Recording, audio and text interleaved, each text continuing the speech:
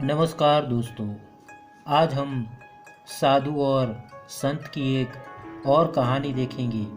तो दोस्तों, एक बार एक संत साधारण वेशभूषा में एक नदी के किनारे खड़े होकर नाविक का इंतजार कर रहे थे। उन्हें नदी के उस पार जाना था, पर नाविक यात्रियों को लेकर दूसरी ओर गया हुआ था।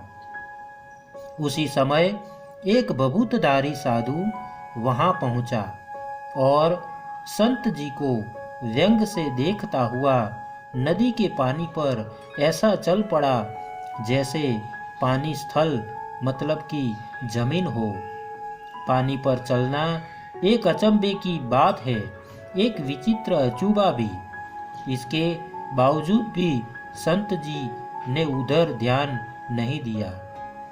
उचकती सी नजर डाली और अपनी सोच ही में निमग्न हो गए, बल्कि इस विशेष उपलब्धि पर ध्यान ही नहीं दिया। तो वह बभूतधारी साधु वापस लौटकर आया और संत जी के पास आकर बोला, तुम इतने बड़े संत हो, तत्व ज्ञान की बातें करते हो। मैं तो एक साधारण साधु हूँ, पर फिर भी पानी पर चलना मेरे लिए मामूली बात है। तुम कैसे साधक हो? उस संत जी ने मुस्कुराकर पूछा, आपने इस उपलब्धि को प्राप्त करने में कितना समय लगाया? महोदय, साधु ने गर्व से कहा, 13 वर्ष। संत ने बभूतधारी साधु से हंसते हुए कहा, फिर तो आपने अपनी जिंदगी के अमूल्य 13 वर्ष 2 पैसे में गवा दिए। अभी नाविक आएगा और वह 2 पैसे लेकर मुझे नदी पार करा देगा। इतनी तुच्छ बात के लिए इतना समय नष्ट करना मुझे अज्ञानता लगी, इसलिए मैंने इसके लिए प्रयत्न ही नहीं किया। भारत माता अज्ञानता, विपन्नता और रोग से ग्रसित है, परतंत्र है। इसके गौरव को प्रतिष्ठित करना मुझे इन सबसे अधिक आवश्यक लगा, इसीलिए मैं दूसरी बातों को ध्यान ही नहीं दे सका। उस साधु का अहंकार एक पल में नष्ट हो गया। उसने संत जी के सामने हाथ जोड़ते हुए कहा, आप सचमुच महान हैं। आज मेरी समझ में आया कि मैंने अपना जीवन व्यर्थ की सिद्धियों में गवा दिया।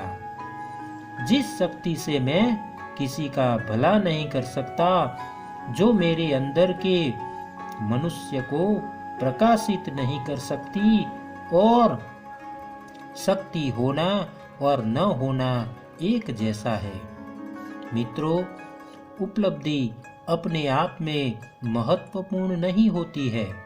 महत्वपूर्ण है कि व्यक्ति ने उसे कैसे प्राप्त किया है और उससे समाज और मानवता को क्या मिला है। ये जरूरी है कि आप क्या कर रहे हैं, लेकिन यह भी जरूरी है कि उससे दूसरों का भी फायदा हो रहा है कि नहीं।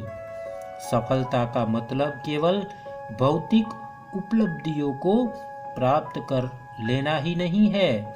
इसलिए मित्रों, हमेशा ऐसा कार्य करने की कोशिश करें जिससे स्वयं के अलावा समाज और देश सबका हित हो, सबका भला और कल्याण हो।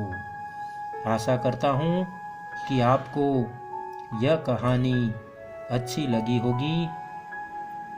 दोस्तों, अगर आपको ये कहानी अच्छी लगी है तो एक लाइक और एक शेयर ज़रूर करना। दोस्तों, चैनल को सब्सक्राइब करना मत भूलना।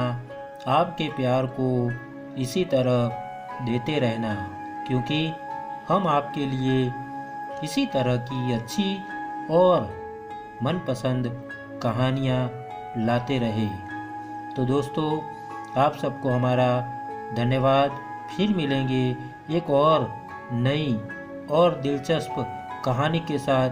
तब तक कि आप सबको मेरा धन्यवाद, धन्यवाद, धन्यवाद।